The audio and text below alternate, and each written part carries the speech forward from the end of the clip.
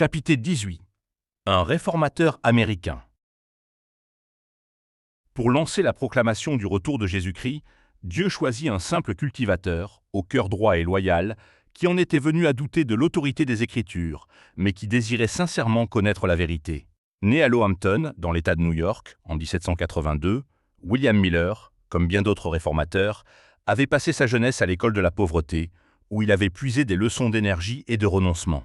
Les traits caractéristiques de sa famille, fortement marqués chez lui, étaient l'amour de l'indépendance et de la liberté, l'endurance et un ardent patriotisme. Son père avait été capitaine dans l'armée de la Révolution, et c'est aux sacrifices et aux souffrances qu'il avait consentis au cours de cette période orageuse qu'il faut attribuer la pauvreté de la jeunesse de William. En plus d'une constitution robuste, le jeune Miller posséda dès son enfance une intelligence sensiblement au-dessus de la moyenne. Sa soif de connaissance, son amour de l'étude, son esprit investigateur et son jugement pondéré, qui allèrent sans cesse en augmentant, suppléèrent largement à son manque d'études universitaires. D'une moralité irréprochable, il était estimé pour sa probité, son industrie et sa générosité. À force d'énergie et d'application, tout en conservant ses habitudes studieuses, il acquit de bonne heure une certaine aisance. Et comme il avait occupé avec honneur divers postes civils et militaires, l'accès à la fortune et aux dignités paraissait lui être promis.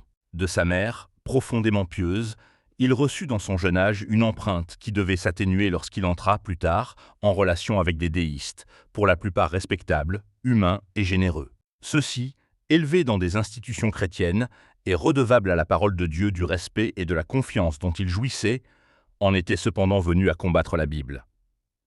En leur compagnie, Miller avait fini par adopter leurs opinions. L'interprétation populaire des Saintes Écritures présentait des difficultés qui lui paraissaient insurmontables. D'autre part, ses nouvelles croyances, qui faisaient table rase de l'Évangile, ne lui offraient rien de meilleur et ne lui donnaient aucune assurance de bonheur au-delà de la tombe.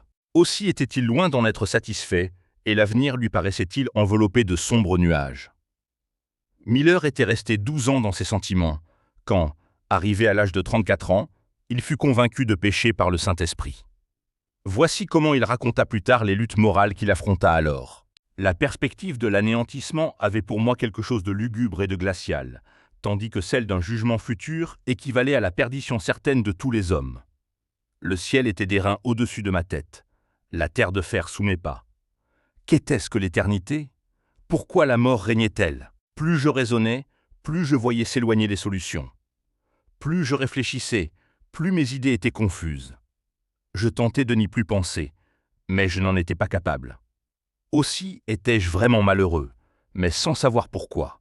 Je murmurais, mais sans savoir contre qui. Je discernais le mal, mais je ne savais ni où ni comment trouver le bien. J'étais désolé et désespéré. Miller demeura quelques mois dans cet état. Soudain, dit-il, la pensée d'un sauveur se présenta vivement à mon esprit. Il me sembla comprendre qu'il existait un être assez bon et compatissant pour faire lui-même l'expiation de nos transgressions et porter la peine de nos péchés. Je sentis aussitôt combien un tel être serait aimable, et il me parut que je pourrais sans hésitation me jeter dans ses bras et me confier en sa miséricorde.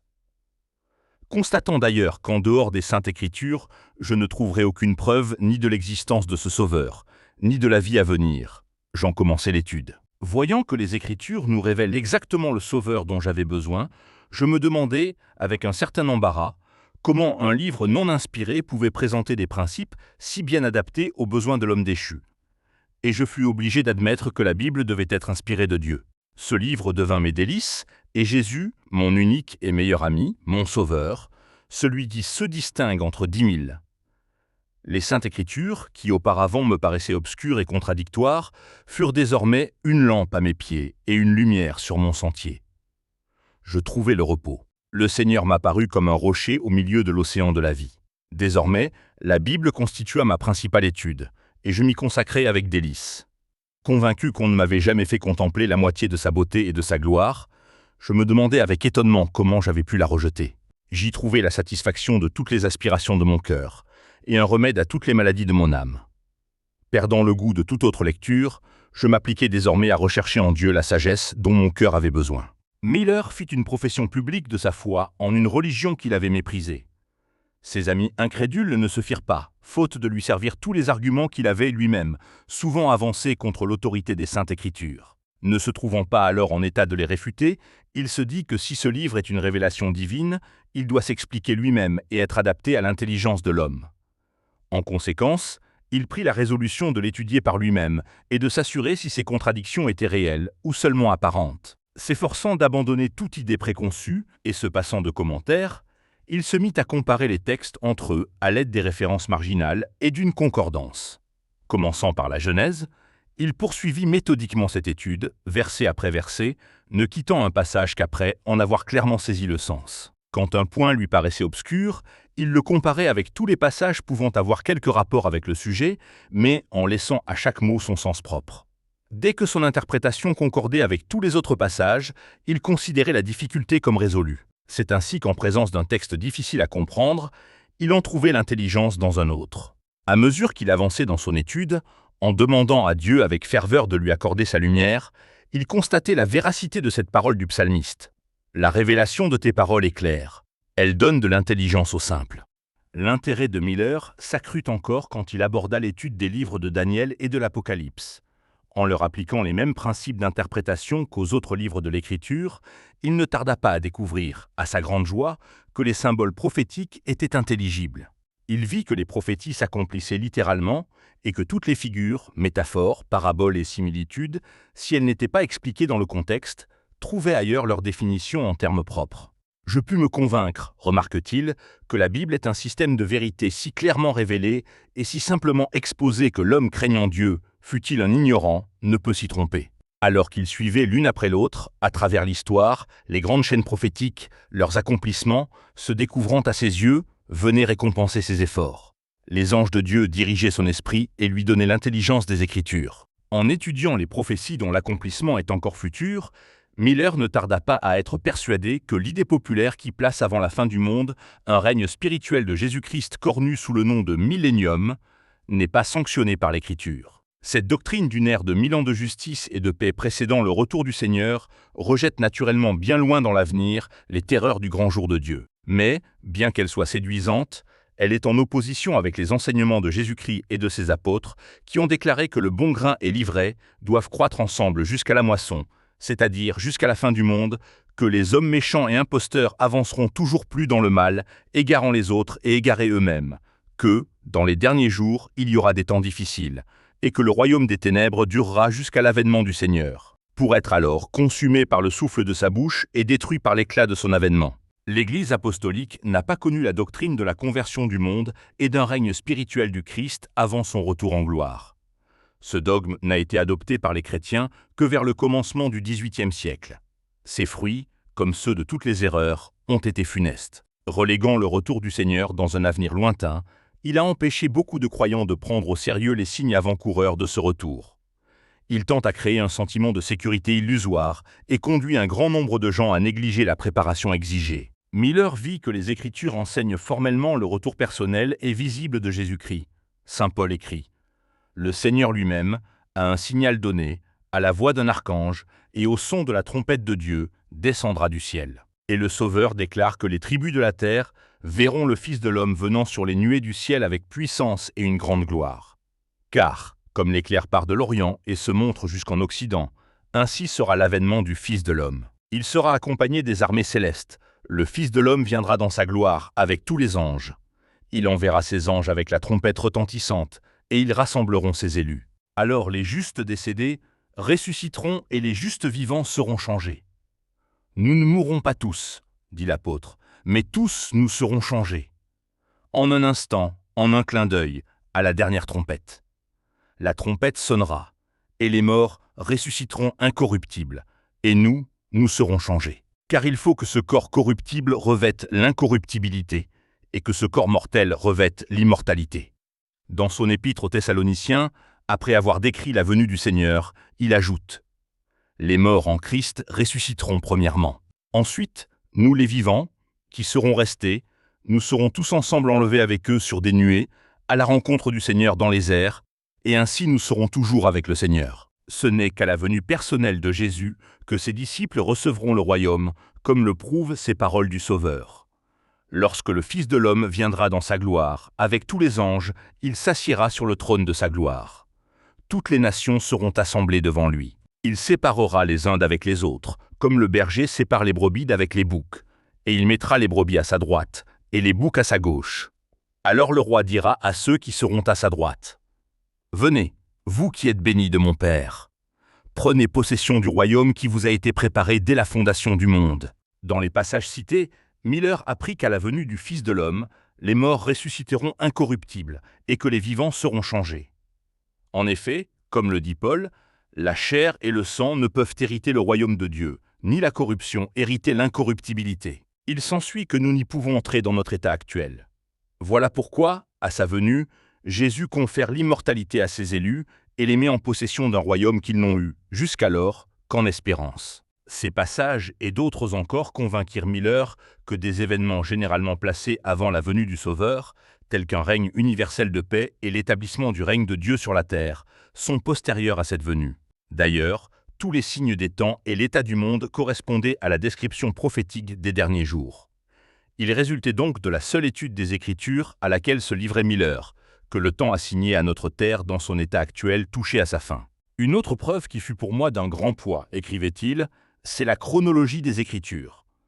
Je découvris que des événements prédits et accomplis se sont souvent produits dans un temps déterminé. Ainsi, les 120 ans du déluge, Genèse 6h3, les 7 jours qui devaient le précéder, de même que les 40 jours de pluie, Genèse 7h4, les 400 ans du séjour de la postérité d'Abraham en Égypte, Genèse 15h13, les 3 jours de l'échanson et du panetier de Pharaon, Genèse 40, 12-20, les 7 années du songe de Pharaon, Genèse 41, 28-54, les 40 années d'Israël au désert, Nombre 14h34, les 3 années et demie de famine, 1 roi, 17h01, les 70 ans de captivité à Babylone, Jérémie 25, 11, les 7 ans de Nebuchadnezzar, Daniel 4, 13, 16, et les 70 semaines accordées aux Juifs. Daniel 9, verses 24-27.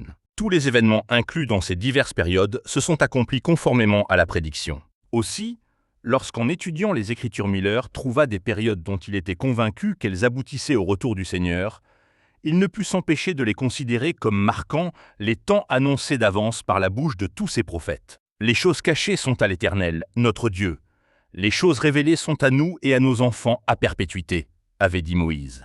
Et, par la plume d'Amos, le Seigneur déclare qu'il ne fait rien sans avoir révélé son secret à ses serviteurs les prophètes. Ceux qui étudient la Bible peuvent donc s'attendre à y trouver clairement signalé l'événement le plus important de l'histoire humaine. Pleinement convaincu comme je l'étais, écrit Miller que toutes les Écritures inspirées de Dieu sont utiles, qu'elles ne sont pas le produit de la volonté de l'homme, mais que c'est poussé par le Saint-Esprit que des hommes ont parlé de la part de Dieu, que d'autre part, elles ont été écrites pour notre instruction, afin que, par la patience et par la consolation que donnent les Écritures, nous possédions l'espérance. Je ne pouvais m'empêcher d'accorder au nombre et aux périodes prophétiques de la Bible la même attention qu'aux autres portions des livres saints. La prophétie qui lui parut révéler le plus nettement le temps de la venue du Seigneur était celle du prophète Daniel. Chapitre 8, verset 14. 2300 soirs et matins, puis le sanctuaire sera purifié. Prenant, suivant sa règle, les Écritures comme leur propre interprète, Miller apprit que, dans la prophétie symbolique, un jour représente une année, et qu'ainsi la période des 2300 jours prophétiques s'étendait bien au-delà de la fin de la dispensation judaïque et ne pouvait s'appliquer au sanctuaire de cette dispensation. Adoptant l'idée généralement reçue que notre terre était le sanctuaire de la dispensation chrétienne, Miller en conclut que la purification du sanctuaire prédite par Daniel n'était autre que l'embrasement de notre globe à l'apparition du Seigneur. Ensuite, il réfléchit que s'il lui était possible de déterminer le point de départ de la période des 2300 jours, rien ne serait plus aisé que de trouver la date du retour du Seigneur. Ainsi serait révélée l'heure du grand dénouement, celle où la société actuelle, avec son orgueil et sa puissance, sa pompe et sa vanité, sa méchanceté et son oppression, prendra fin, l'heure où la terre sera enfin affranchie de la malédiction sous le poids de laquelle elle gémit, où la mort sera détruite, où les serviteurs de Dieu recevront leur récompense, aussi bien que les prophètes et les saints, et ceux qui craignent le nom de Dieu, et où seront détruits ceux qui détruisent la terre. Poursuivant l'étude de cette prophétie avec un redoublement de ferveur, y consacrant non seulement ses journées, mais encore des nuits entières, il constata d'abord que le point de départ des 2300 soirs et matins ne se trouvait pas dans le 8e chapitre de Daniel. Bien que l'ange Gabriel eût reçu ordre d'expliquer la vision à Daniel, il ne s'était que partiellement acquitté de sa mission. Devant le tableau des terribles persécutions qui attendaient l'Église, le prophète avait senti ses forces le trahir et n'avait pu en supporter davantage. L'ange l'avait donc quitté pour un temps. « Je fus plusieurs jours languissant et malade », raconte Daniel. « J'étais étonné de la vision et personne n'en eut connaissance. » Cependant, l'ordre de Dieu à son messager subsistant « Explique-lui la vision ». L'ange, pour s'en acquitter, était retourné auprès de Daniel et l'avait abordé ainsi. « Je suis venu maintenant pour ouvrir ton intelligence. Sois attentif à la parole et comprends la vision. » Et tout en reprenant son exposé, Gabriel avait spécialement insisté sur le point de la vision restée inexpliquée, soit la chronologie de la période des 2300 jours, en ces termes. 70 semaines ont été déterminées sur ton peuple et sur ta ville sainte. Sache donc et comprends. Depuis la sortie d'une parole ordonnant de rebâtir Jérusalem jusqu'à un oint, un chef, il y a 7 semaines, et 62 semaines. Elle sera rétablie, place et enceinte, dans la détresse des temps. Et après 62 semaines, un oint sera retranché, et personne pour lui. Ce chef fera une alliance ferme avec un grand nombre pendant une semaine, et, au milieu de la semaine, il fera cesser le sacrifice et l'oblation. L'ange avait été dépêché auprès de Daniel afin de lui faire comprendre la portion de la vision restée inintelligible au prophète, celle relative à la période prophétique. Chapitre 8h14. 2300 soirs et matins, puis le sanctuaire sera purifié.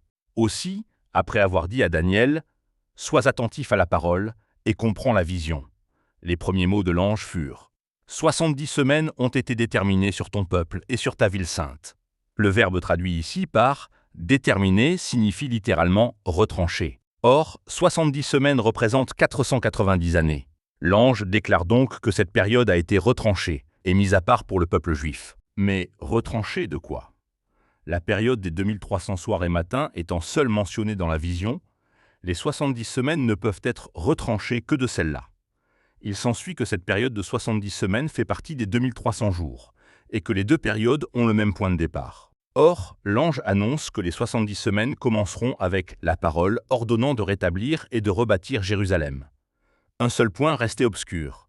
S'il était possible de déterminer la date de ce décret, se disait Miller, nous aurions donc trouvé le point de départ des 2300 soirs et matins. Or, ce décret et cette date se lisent au 7e chapitre d'Esdras, verset décembre 2026. Le décret fut promulgué par Artaxercès, roi de Perse, en 457 avant notre ère.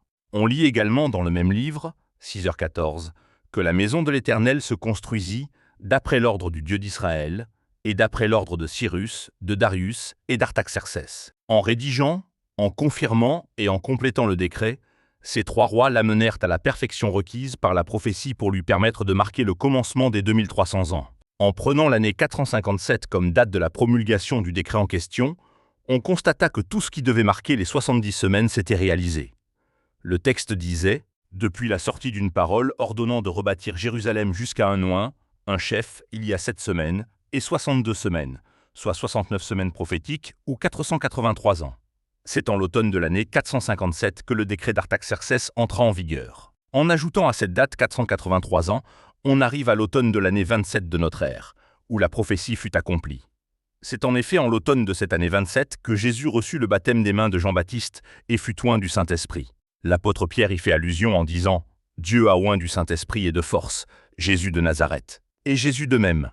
L'Esprit du Seigneur est sur moi parce qu'il m'a oint pour annoncer une bonne nouvelle aux pauvres. » Après son baptême, Jésus se rendit en Galilée, prêchant l'évangile de Dieu, et disant « Le temps est accompli ». Le texte de Daniel continue. Il fera une alliance ferme avec un grand nombre pendant une semaine. La semaine, ici mentionnée, est la dernière des 70. Elle constitue les 7 dernières années de la période accordée aux Juifs. Pendant ce temps, soit de l'an 27 à l'an 34 de notre ère, Jésus, personnellement, puis par ses disciples, adressa tout spécialement aux Juifs l'invitation de prendre part au festin évangélique. Lorsqu'il envoya ses disciples porter l'Évangile, il leur donna cette recommandation. « N'allez pas vers les païens, et n'entrez pas dans les villes des Samaritains. Allez plutôt vers les brebis perdues de la maison d'Israël. Et au milieu de la semaine, dit encore la prophétie, il fera cesser le sacrifice et l'oblation. » En l'an 31, 3 années et demie après son baptême, Jésus fut crucifié. La tragédie du calvaire mettait fin au système des sacrifices qui, durant 4000 ans, avait attiré l'attention sur l'agneau de Dieu. Le type avait trouvé son antitype. À partir de ce moment, tous les sacrifices et toutes les oblations du système mosaïque devaient cesser. Les 70 semaines, ou 490 ans, assignées aux Juifs ayant expiré en l'an 34 de notre ère, on constata qu'à ce moment précis, par la décision du Sanhédrin, par le martyre d'Étienne et la persécution des chrétiens, la nation juive avait officiellement rejeté l'Évangile. Dès lors, le message du salut cessa d'être confiné aux Israélites et fut porté aux nations. Chassés par la persécution, les disciples allaient de lieu en lieu, annonçant la bonne nouvelle de la parole. Philippe, étant descendu en Samarie, y prêcha le Christ. Conduit par l'Esprit de Dieu, Pierre présenta l'Évangile au centenier de Césarée, le pieux Corneille, et l'ardent Paul, gagné à la foi chrétienne, fut appelé à porter la bonne nouvelle, au loin vers les nations. Ainsi, tous les détails de la prophétie s'étaient remarquablement accomplis, établissant d'une façon incontestable que les 70 semaines commençaient en 457 avant Jésus-Christ et aboutissaient en 34 de notre ère. Désormais, il était facile de trouver la date de l'expiration des 2300 jours. Les 490 jours qui constituent les 70 semaines étant retranchés des 2300, il restait 1810 jours. Or, en les faisant partir de l'année 34, ces 1810 années aboutissaient en 1844. Il s'ensuivait que les 2300 jours, années, de Daniel 8h14, se terminaient en 1844. Et, à l'expiration de cette grande période prophétique, selon le témoignage de l'ange, le sanctuaire devait être purifié. Ainsi, l'année de la purification du sanctuaire, que la plupart des exégètes confondaient avec le retour du Seigneur, était définitivement établie. Miller et ses collaborateurs crurent d'abord que les 2300 jours se termineraient au printemps de l'année 1844, alors que la prophétie indiquait l'automne de la même année. L'erreur commise sur ce point jeta dans le désappointement et la perplexité ceux qui avaient compté sur le retour du Seigneur à la première date. Mais cela laissait intact l'argument établissant que les 2300 soirs et matins se terminaient en 1844 et que le grand événement représenté par la purification du sanctuaire devait avoir lieu en cette année-là. En entreprenant l'étude des Écritures pour établir qu'elles étaient une révélation divine, Miller ne pensait pas aboutir à de pareilles conclusions. Il eut même de la peine à croire aux résultats de ses recherches. Mais le témoignage des Écritures était trop clair, trop évident pour être rejeté. Il se consacrait à l'étude de la Bible depuis 2 ans quand il arriva, en 1818, à la conclusion solennelle que, dans le délai de 25 ans, le Christ reviendrait pour la rédemption de son peuple. « Je ne saurais dire, écrivait-il plus tard, la joie infinie qui remplit mon cœur à cette pensée et à la perspective inimaginable et glorieuse de participer à la joie des rachetés. Les Écritures étaient désormais, pour moi, un livre nouveau, un vrai festin de l'esprit. Tout ce qui m'avait paru obscur, mystérieux ou imprécis dans ces enseignements s'était dissipé à la lumière émanant de ces pages sacrées. De quel éclat, de quelle gloire je voyais briller la vérité. Toutes les contradictions et les inconséquences que j'avais auparavant rencontrées dans la parole s'étaient évanouies, et quoiqu'elle renfermât encore bien des choses dont je n'étais pas certain de posséder une juste intelligence, tant de lumière avait jailli de ces pages pour dissiper les ténèbres de mon entendement, que je trouvais dans l'étude de l'écriture des délices insoupçonnés. Il ajoutait, sous la solennelle impression que les événements prédits par les Écritures devaient se produire dans un laps de temps aussi court, je me demandais, non sans effroi, quel devoir envers le monde m'imposaient les lumières qui subjuguaient ma pensée. Miller ne put se défendre de la conviction que son devoir était d'en faire part à d'autres. Il s'attendait à rencontrer de l'opposition de la part des impies, mais il était certain que tous les chrétiens se réjouiraient à la pensée de contempler bientôt le Sauveur qu'ils professaient aimer. Il craignait seulement que la perspective de la délivrance prochaine ne parût trop glorieuse et que plusieurs chrétiens ne se donnassent pas la peine de sonder les Écritures pour y asseoir leur foi. Il hésita donc à en parler. De peur d'être dans l'erreur et d'y entraîner ses semblables, il jugea prudent de revoir les preuves sur lesquelles il avait étayé ses conclusions et de peser à nouveau toutes les objections qui pourraient se présenter à son esprit. À la lumière de la parole de Dieu, il vit ces objections se dissiper comme la brume matinale devant les rayons du soleil. 5 années d'études le laissèrent absolument convaincu de l'exactitude de ses conclusions. Et de nouveau, le devoir de faire connaître à d'autres ce qui lui paraissait clairement enseigné par la Bible se présenta vivement devant lui. « Quand je vaquais à mes occupations, écrit-il, j'entendais une voix me répéter sans cesse « Avertis le monde du danger qu'il court ». Ce passage me revenait constamment à la mémoire. Quand je dis aux méchants « Méchant, tu mourras. Si tu ne parles pas pour détourner le méchant de sa voie, ce méchant mourra dans son iniquité, et je te redemanderai son sang. Mais si tu avertis le méchant pour le détourner de sa voie, et qu'il ne s'en détourne pas, il mourra dans son iniquité, et toi tu sauveras ton âme. Et je me disais que, si les méchants étaient sérieusement avertis, des foules d'entre eux se repentiraient, et que, s'ils n'étaient pas avertis, leur sang me serait redemandé. Miller commença alors, selon que l'occasion lui en était offerte, à présenter ses vues en particulier, tout en demandant à Dieu d'en convaincre un pasteur qui pourrait consacrer sa vie à les diffuser. Mais il ne parvenait pas à se dérober à la conviction de son devoir personnel. Ces paroles étaient toujours présentes à son esprit. « Va en parler au monde, sinon je te redemanderai son sang. » Après avoir porté ce poids sur la conscience durant 9 ans, il se décida enfin, en 1831, à exprimer pour la première fois publiquement les raisons de sa foi. De même qu'Élisée avait abandonné sa charrue pour revêtir le manteau du prophète, de même, William Miller, appelé à quitter sa ferme, s'en alla, en tremblant, révéler au monde les mystères du royaume de Dieu. Il exposait à ses auditeurs, en détail, le lent accomplissement des chaînes prophétiques jusqu'à l'époque de l'avènement de Jésus-Christ.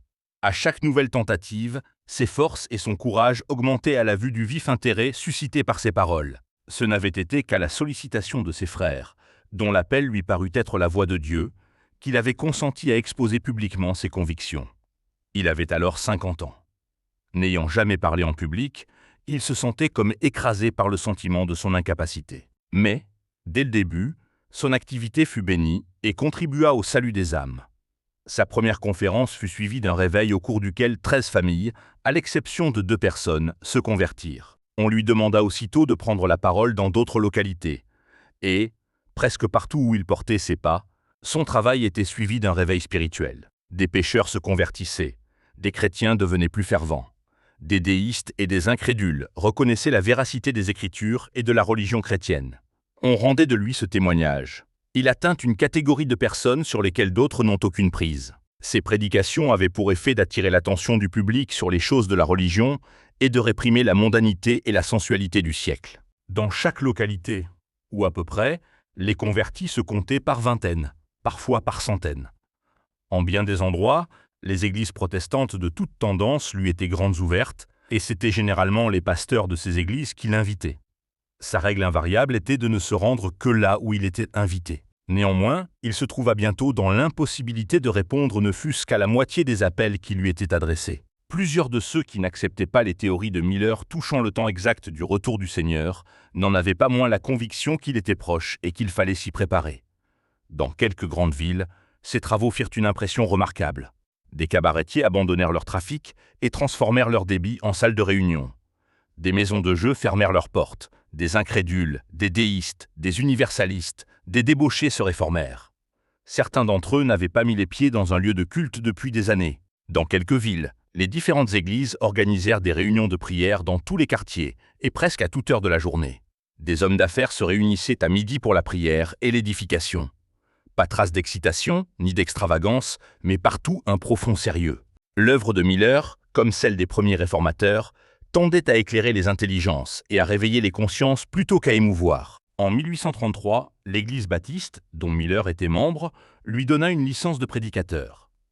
En outre, un grand nombre de pasteurs de son Église approuvant ses travaux, c'est avec leur sanction explicite qu'il les poursuivit, tout en se bornant au territoire de la Nouvelle-Angleterre et des États du Centre. Pendant plusieurs années, il paya lui-même tous ses voyages, et jamais, par la suite, ses frais de déplacement ne lui furent entièrement remboursés.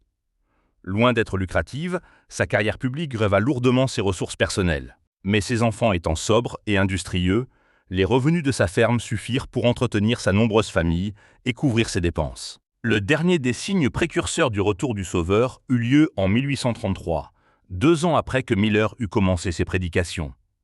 Jésus avait dit « Les étoiles tomberont du ciel ».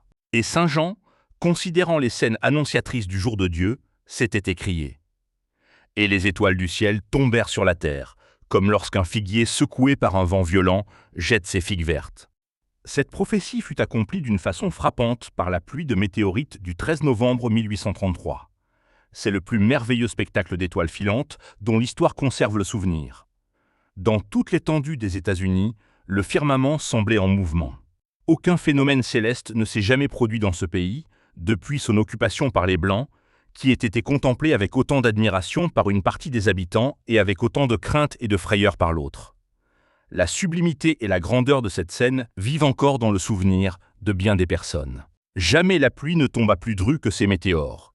Il en était de même à l'Orient, à l'Occident, au Nord et au Midi. En un mot, le ciel entier semblait en mouvement.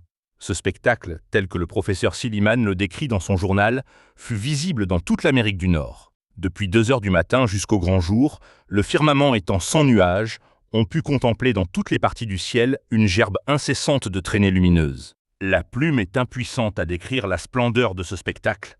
Celui qui ne l'a pas vu ne peut s'en faire la moindre idée. Il semblait que toutes les étoiles du ciel se fussent donné rendez-vous vers un point voisin du zénith, d'où elles s'élançaient avec la rapidité de l'éclair dans toutes les directions de l'horizon. Et pourtant, la provision ne s'en épuisait point. À des milliers de météores en succédaient d'autres milliers, comme s'ils eussent été créés pour l'occasion. Impossible de mieux représenter ce phénomène que par l'image d'un figuier qui, sous l'action d'un vent puissant, jette au loin ses figues encore vertes. Le Journal of Commerce de New York, du 14 novembre, consacrait à l'événement un long article dont nous extrayons ce qui suit. Je ne crois pas que jamais philosophe, ni savant ait décrit ou enregistré un phénomène du genre de celui dont nous avons été témoins la nuit dernière et ce matin.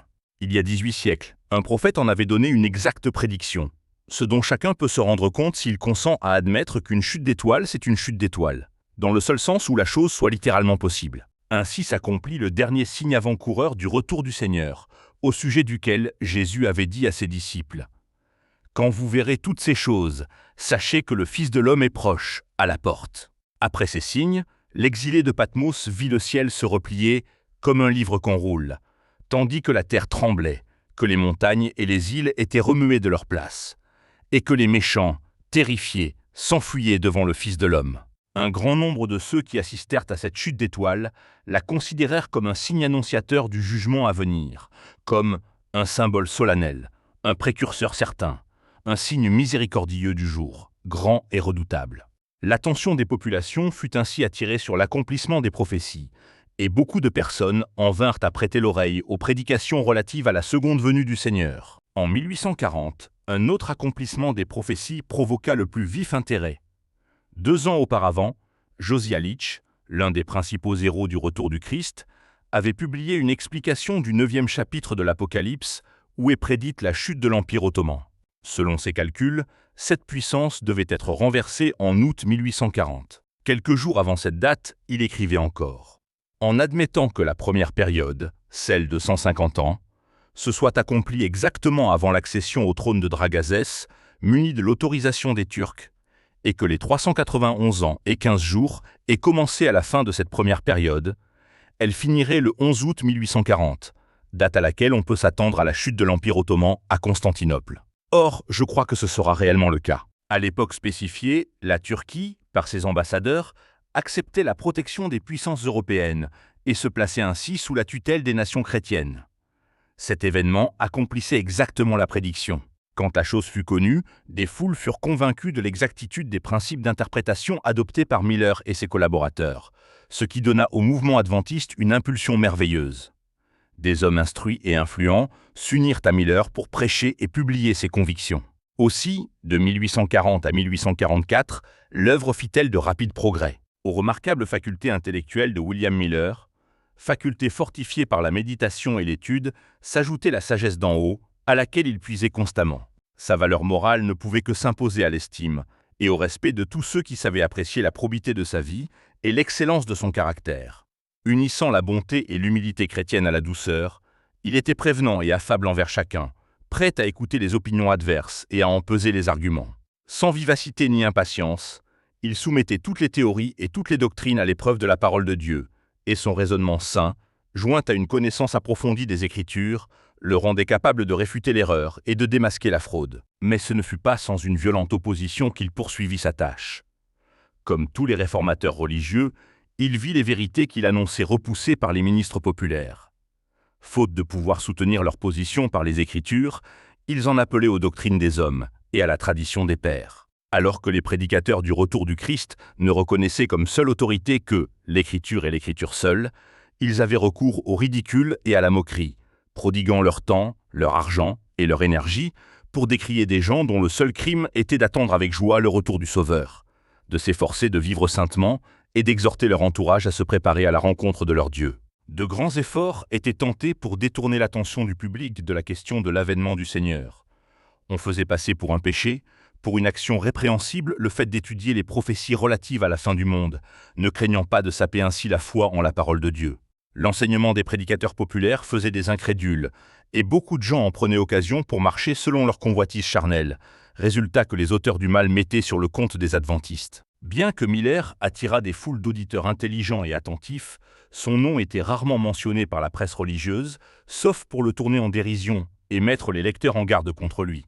Enhardis par l'attitude des conducteurs religieux, les indifférents et les impies recouraient à des épithètes injurieuses et à de vulgaires quolibets pour attirer le mépris sur sa personne et sur son œuvre. Ce vieillard à cheveux blancs, qui avait quitté une demeure confortable pour aller de ville en ville annoncer le fait solennel de la proximité du jugement, était dénoncé comme un fanatique, un menteur, un imposteur. Le ridicule, le dédain et le mensonge qu'on accumulait sur la tête de Miller provoquèrent parfois des protestations indignées de la part de la presse quotidienne. Traiter avec légèreté et en termes irrévérencieux un sujet d'une telle majesté et aux conséquences incalculables, disaient des mondains, ce n'est pas seulement bafouer les sentiments de ses propagateurs, c'est tourner en dérision le jour du jugement, se moquer de la divinité elle-même et anéantir les terreurs de son tribunal. L'instigateur de tout mal ne s'efforçait pas seulement de neutraliser l'effet du message adventiste, mais de détruire le messager lui-même.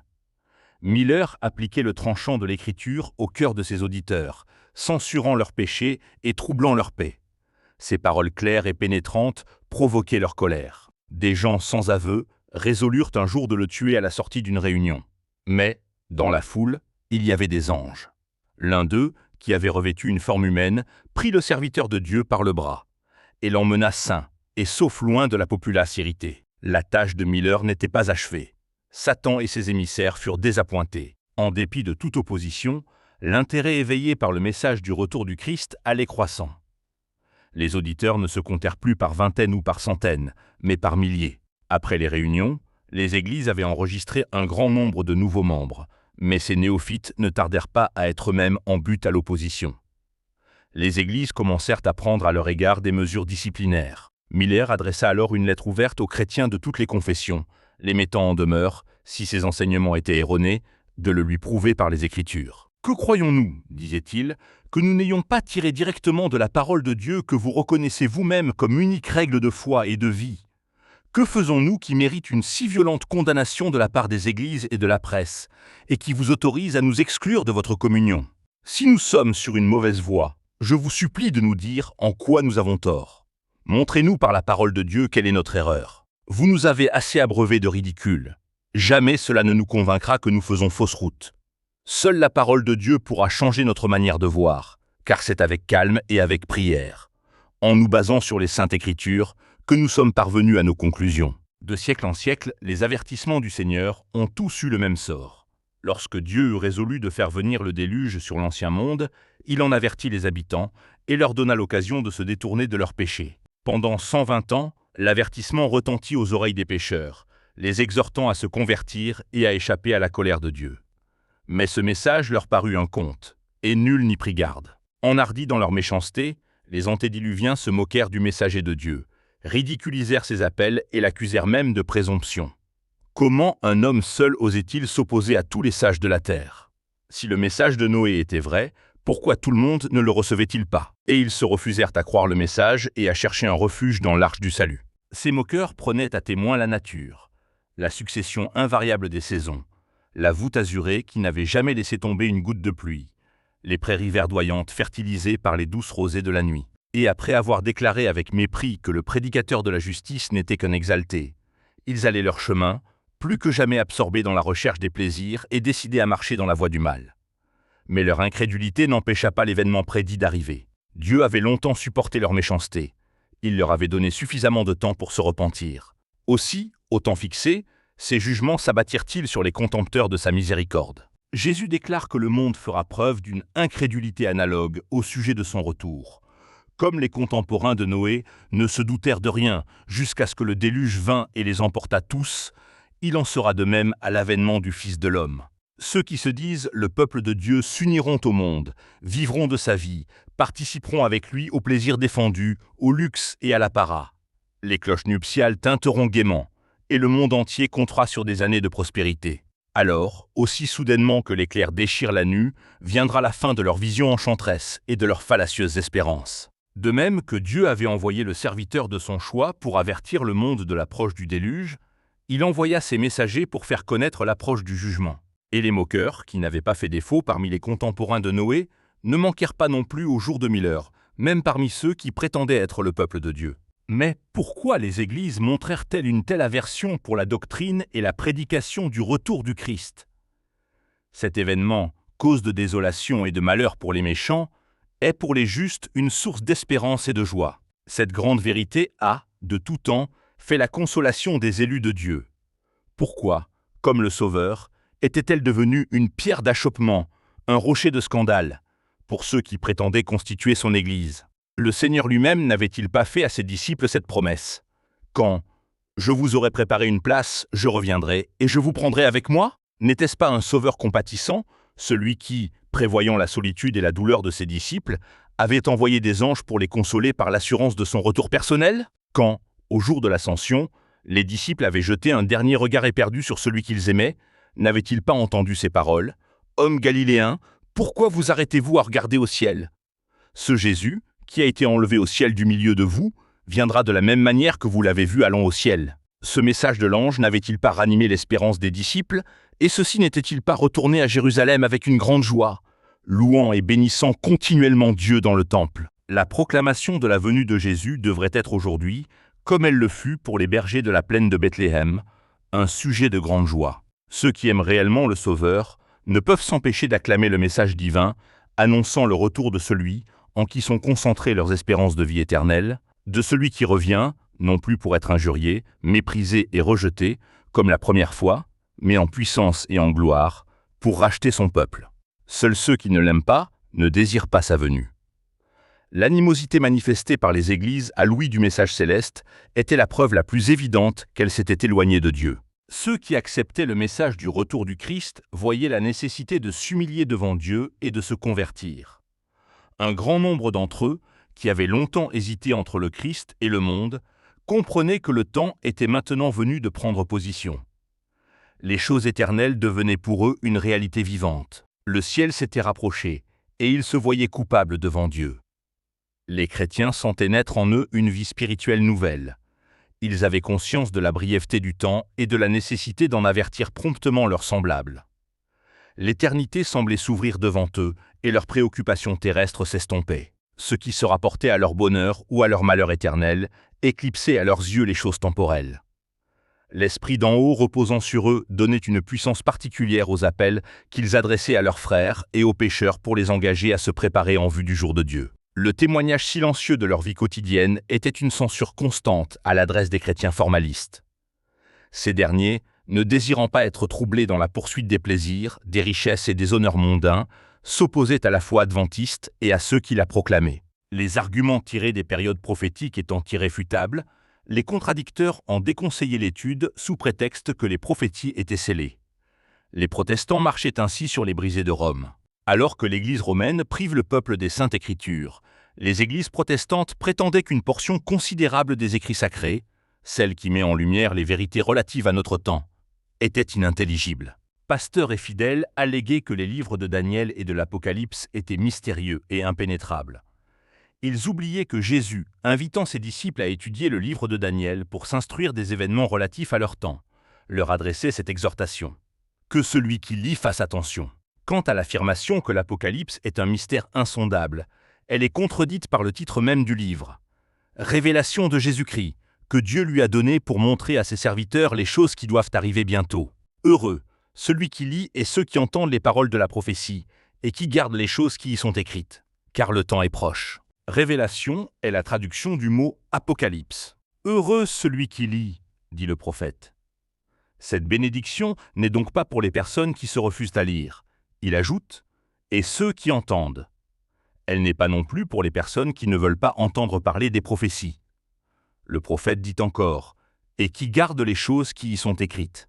Or, Aucun de ceux qui ne veulent pas prendre garde aux avertissements et aux exhortations de l'Apocalypse ne peut se réclamer de la bénédiction promise. Tous ceux qui tournent ces sujets en dérision et se moquent des symboles inspirés des livres prophétiques. Tous ceux qui refusent de changer de vie et de se préparer pour la venue du Fils de l'homme renoncent au bonheur attaché à ses études. En présence des affirmations qui précèdent, comment des hommes osent-ils prétendre que l'Apocalypse est un mystère au-dessus de la portée de l'intelligence humaine? C'est un mystère, oui, mais un mystère dévoilé. C'est un livre ouvert.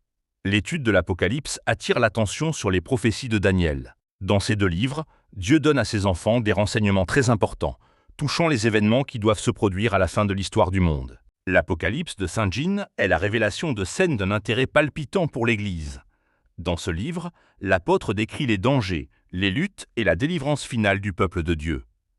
Il y enregistre les messages ultimes qui doivent mûrir la moisson de la terre. Il y contemple tour à tour les fidèles, gerbes destinées au grenier céleste, et les ennemis de Jésus-Christ, javel réservé au feu de la destruction.